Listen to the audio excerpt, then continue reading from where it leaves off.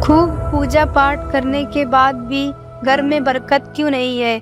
आपने बहुत लोगों को ये कहते हुए सुना होगा कि मैं इतनी पूजा पाठ करता हूँ लेकिन उसका पूर्ण फल मुझे नहीं मिलता है। इस वीडियो में हम उसका कारण बताएंगे। असल में जाने अनजाने में कुछ लोग पूजा के दौरान कई तरह की गलतियाँ कर बैठते हैं, जिसकी वजह से उन्हें पूजा का फल नहीं मिल पाता और पूजा अधूरी रह जाती है। ऐसे में अगर आप गलत विधियों और नियमों के साथ पूजा करते हैं तो उसका विपरीत प्रभाव भी पड़ सकता है। चलिए जानते हैं कि घर और मंदिर में पूजा करने का सही तरीका क्या है। किसी भी देवी देवता या भगवान का पूजन करने से पहले स्नान किया जाता है। स्नान के पश्चात शांत मन से भगवान के सामने आसन पर बैठा जाता है। पूजा कभी भी खड़े होकर नहीं करनी चाहिए और न ही खाली फर्श पर बैठकर पूजा करनी चाहिए। कुछ लोग पूजा करते समय जमीन पर ही बैठ जाते हैं, जो कि बिल्कुल गलत है। जिस तरह से आपने भगवान को बैठने के लिए आसन दिया है, ठीक उसी प्रकार स्वयं भी आसन पर बैठे।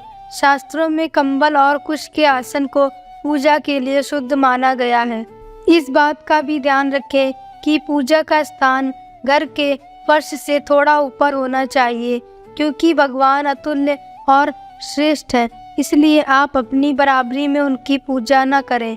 पूजा के लिए भगवान को किसी चौकी में या फर्श से ऊंचे स्थान पर स्थापित करें। इसके अलावा पूजा घर में देवी देवताओं की मूर्तियों को कभी भी दीवार से सटाकर नहीं रखना चाहिए।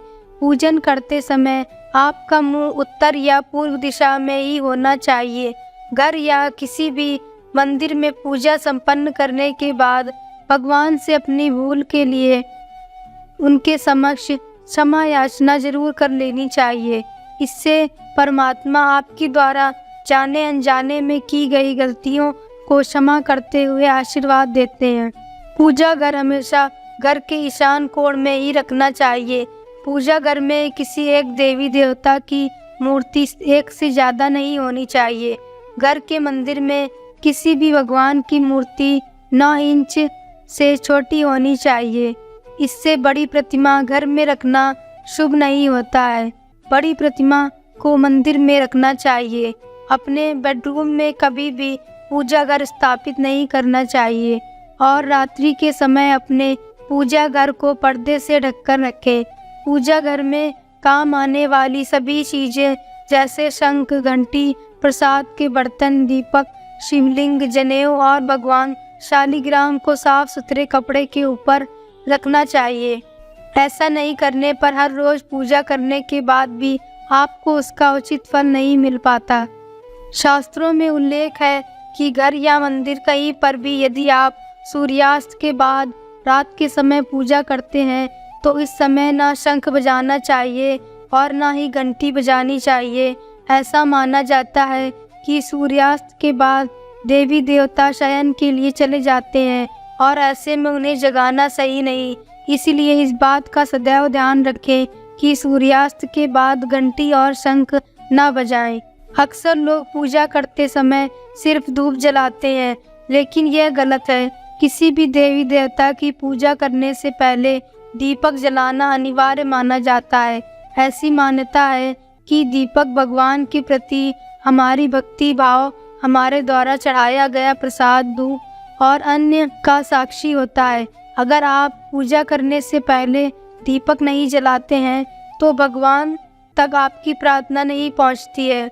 आजकल ज़्यादातर घरों में अगरबत्ती का इस्तेमाल किया जाता है, परंतु कभी भी पूजा करते वक्त अगरबत्ती का इस्तेमाल नहीं करना चाहिए, क्योंकि अगरबत्ती में बांस की डंडी का इस्तेमाल किया जाता है। हिंदी शास्त्रों में पूजा में बांस का इस्तेमाल वर्जित माना गया है, इसीलिए हमेशा पूजा में दीपक का इस्तेमाल करना चाहिए। अपने मंदिर या पूजा घर में कभी नग्न मूर्तियां न रखें। देवताओं के लिए वस्त्र सिलकर पहनाएं।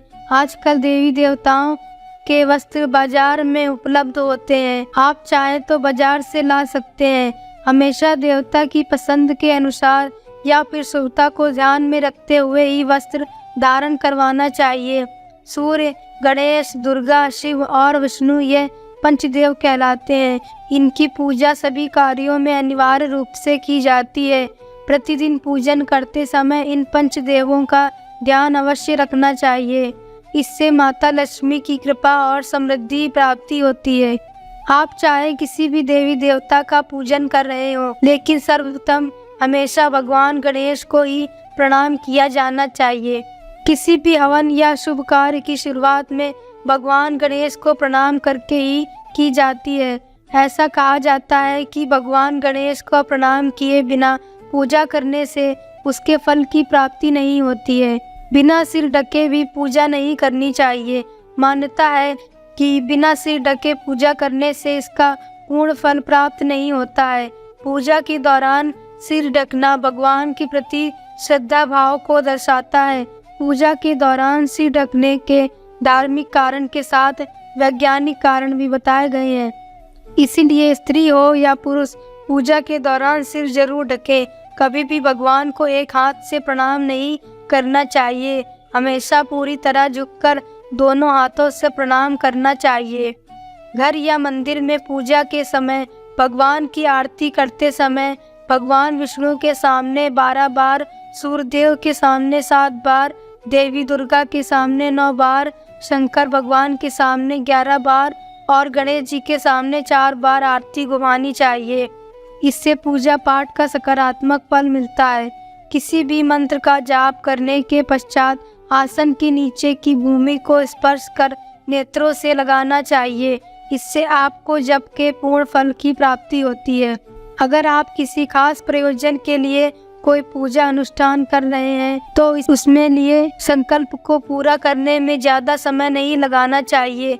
अगर आपने कहीं किसी को दान करने का संकल्प लिया है तो इस जितनी जल्दी हो सके पूरा कर देना चाहिए। संकल्प को पूरा करने में देरी से पूजा अनुष्ठान का पूरा लाभ नहीं मिलता।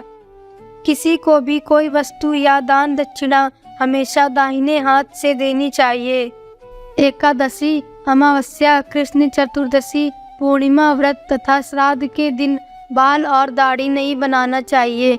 जिन लोगों का यज्ञोपवीत संस्कार हो चुका है उन्हें बिना जनेऊ पहने पूजा पाठ या किसी भी तरह का अनुष्ठान नहीं करना चाहिए, क्योंकि बिना जनेऊ धारण किए जो भी धार्मिक कार्य किया जाता है वह निष्फल हो जाता है। सभी हिंदू घरों में पूजा पाठ या अन्य धार्मिक कार्य में इस्तेमाल करने के लिए गंगा जल रखा जाता है, लेकिन क्या आपको पता है कि प्लास्टिक की बोतल में या किसी अपवित्र धातु के बर्तन जैसे एल्युमिनियम और लोहे से बने बर्तन में गंगा जल नहीं रखना चाहिए। गंगा जल तांबे के बर्तन में रखना शुभ होता है। अगर आप पूजा करने के लिए मंदिर जा रहे हैं तो आपको हमेशा अपने घर से ही लोटे में जल ले जाना चाहिए। कभी भी मंदिर में रखे जल से ईश्वर को जलाभिषेक न करें। जब भी आप जल चढ़ाकर मंदिर से वापस आएं तब आपको ध्यान देना है कि जल का लोटा कभी भी खाली घर वापस न आए। यदि आप जल भर कर मंदिर से वापस लोटा लाते हैं तो इससे शुभ फलों की प्राप्ति होती है। अगर आपको वीडियो पसंद आया हो तो चैनल को सब्सक्राइब करें, वीडियो को लाइक करें। धन्यवाद।